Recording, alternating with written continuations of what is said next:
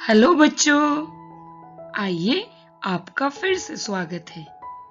तो बच्चों, आज हम करने जा रहे हैं खाली स्थान भरो और सही या गलत, यानी कि राइट और रॉन्ग। ठीक है बच्चों? तो आज हम आपके पाठ 1 भाषा और पाठ 2 वर्ण और वर्णमाला में से मैंने कुछ खाली स्थान भरो और सही या गलत को रिवीजन के तौर पर करने जा रही हूँ। ठीक है?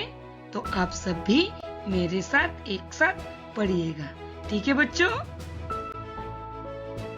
तो बच्चों, सबसे पहले हम करेंगे खाली स्थान भरो। ठीक है? और देखिए, मैंने यहाँ पर कुछ शब्द भी दे दिए हैं। इन्हीं शब्दों को आपको चुनकर इन खाली स्थानों में भरने हैं। आपको खाली स्थान तो आपको पता ही है ना बच्चों, फिल इन द ब्लैंक्स। हाँ, ठीक है।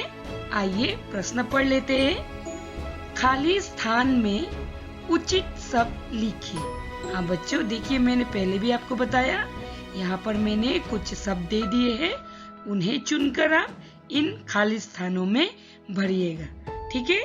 आइए सबसे पहला वाला देख लेते हैं।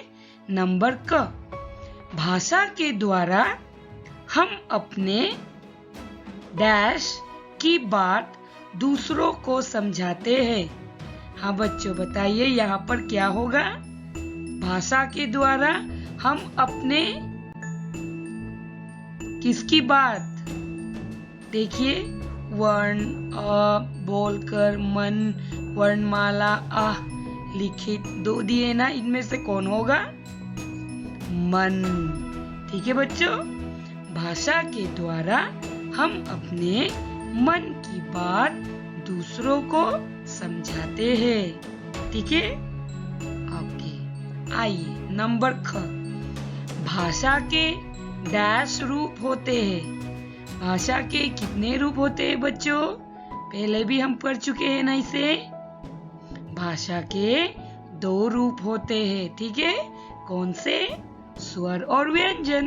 ठीक है? तो यहाँ पर होगा 2 और ये रहा 2। नंबर ग, मौखिक रूप में हम डैश अपनी बात समझाते हैं। हाँ बच्चों, मौखिक रूप में हम कैसे अपनी बात समझाते हैं? मौखिक रूप में बोलकर या लिखकर? बोलकर ना। तो देखिए, ये बोलकर, अब यहाँ पे लिखिएगा बोलकर। ठीक है? मौखिक रूप में हम बोलकर अपनी बात समझाते हैं। ठीक है? नंबर घ, अखबार डैश भाषा का रूप है। हाँ बच्चों, बताइए, अखबार कौन से भाषा के रूप के और भाषा के रूप है? लिखित या मौखिक? अखबार, अखबार में तो कुछ लिखा हुआ होता है, उसे हम पढ़कर समझते हैं ना। तो वो कौन सी भाषा होगी बच्चों? लिखित भाषा। देखिए, यहाँ पर है ना लिखित। हाँ, तो यहाँ पर होगा लिखित। ठीक है? अखबार लिखित भाषा का रूप है। नंबर ङ, डैश को अनुनासिक भी कहते हैं। हाँ बच्चों, बताइए, अनुनासिक किसे कहते हैं? अनुनासिक याद है बच्चों आपको? अनुनासिक किसे कहते हैं? बताइए बच्चों। अनुनासिक, ये देखिए बच्चों, यहाँ पर देखिए, अ को बोलते हैं अनुनासिक। ठीक है बच्चों? तो आइए देखते हैं नंबर च, डैश को विसर्ग भी कहते हैं। अभी बताइए, विसर्ग किसे कहते हैं? अनुनासिक तो अ होता है कि ना? अ, तो विसर्ग कौन सा हुआ? अह। ठीक है? अह को हम विसर्ग भी कहते हैं। ठीक है? अ को अनुनासिक और अह को विसर्ग। ठीक है? तो आइए देखते हैं नंबर 6, भाषा की सबसे छोटी इकाई मैंने बताया था ना बच्चों, यूनिट। हाँ, भाषा की सबसे छोटी इकाई डैश कहलाती है? तो बताइए, अभी तो बच गए दो, एक है वर्ण, दूसरा है वर्णमाला।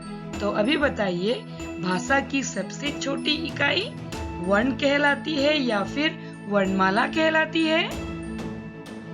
वर्ण। ठीक है बच्चों, वर्ण कहलाती है, क्योंकि हम वर्ण को टुकड़े नहीं कर सकते हैं, इसलिए सबसे छोटी इकाई वर्ण होता है।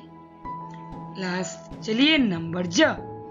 वर्णों को निश्चित क्रम में लिखने से, ऑब्वियसली आप लोगों को तो पता ही है, जब हम वर्णों को निश्चित रूप में लाइन बाय लाइन अपने अपने ग्रुप में लिखते हैं तो उसे क्या कहते हैं?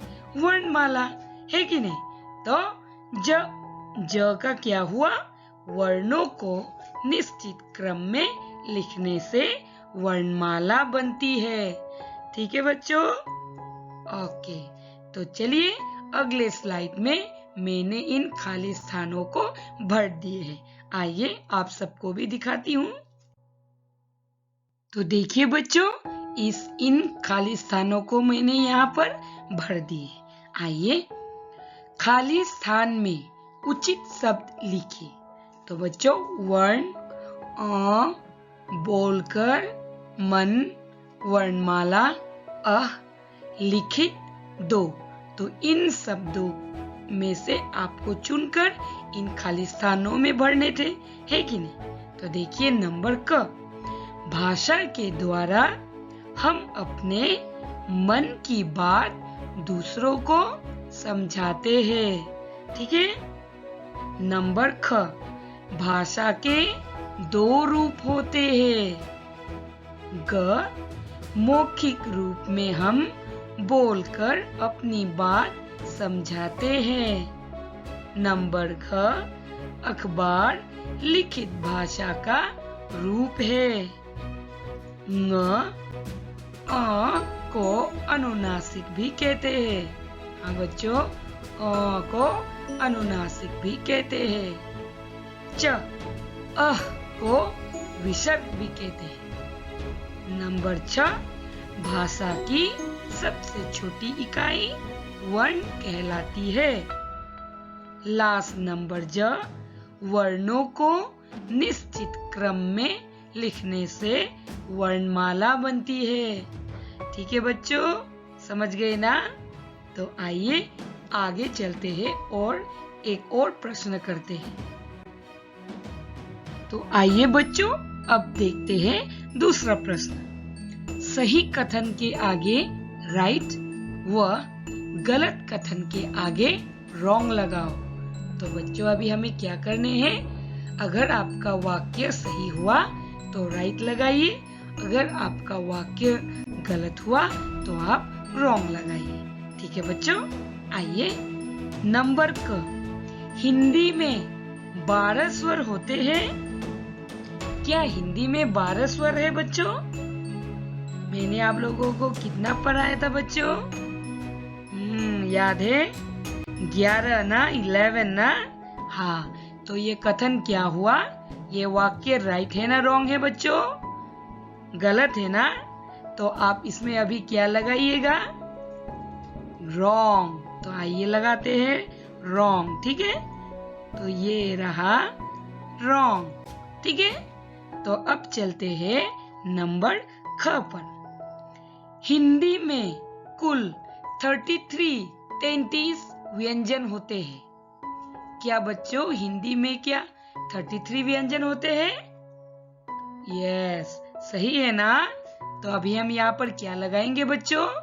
राइट लगाएंगे ना? तो आइए हम यहाँ पर राइट लगाते हैं। तो बच्चों, ये वाक्य तो सही है, इसलिए हम यहाँ पर राइट लगा दिया। ठीक है? ओके, तो अब हम चलते हैं नंबर ग। अड़ और अढ़ का प्रयोग स्वरों की तरह होता है। अड़ और अढ़ का प्रयोग क्या बच्चों स्वरों की तरह होता है? नहीं ना, गलत है ये। अड़ और अध का प्रयोग व्यंजनों की तरह होता है, स्वरों की तरह नहीं।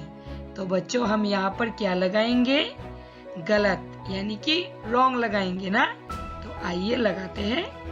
देखिए यहाँ पर मैंने लगा दिए हैं। ठीक है, तो आइए बच्चों अब हम चलते हैं नंबर घ की ओर। क और श व्यंजनों के मेल से संयुक्त व्यंजन अक्षर बना है।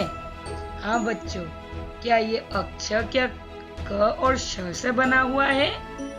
सही है ना गलत बच्चों? सही है ना? हाँ, तो हम यहाँ पर क्या लगाएंगे? राइट लगाएंगे। तो आइए लगाते हैं। ये रहा, लगा दिया। ठीक है बच्चों, तो अब हम चलते हैं ङ की ओर। ङ अंग को अनुस्वार भी कहते हैं। हाँ बच्चों, क्या अंग को अनुस्वार भी कहते हैं? सही है, राइट है ये।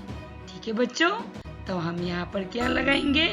राइट लगाएंगे। ठीक है, तो आइए लगा देते हैं राइट। ये रहा, लगा दिया राइट। ठीक है, तो अब हम चलते हैं नंबर च। तो आइए पढ़ते हैं च में क्या दिया है। ज फ अरबी फारसी भाषाओं से आए हैं। क्या बच्चों ज और फ अरबी भाषाओं से आए हैं? सही है ना? हाँ, तो हम यहाँ पर क्या लगाएंगे बच्चों?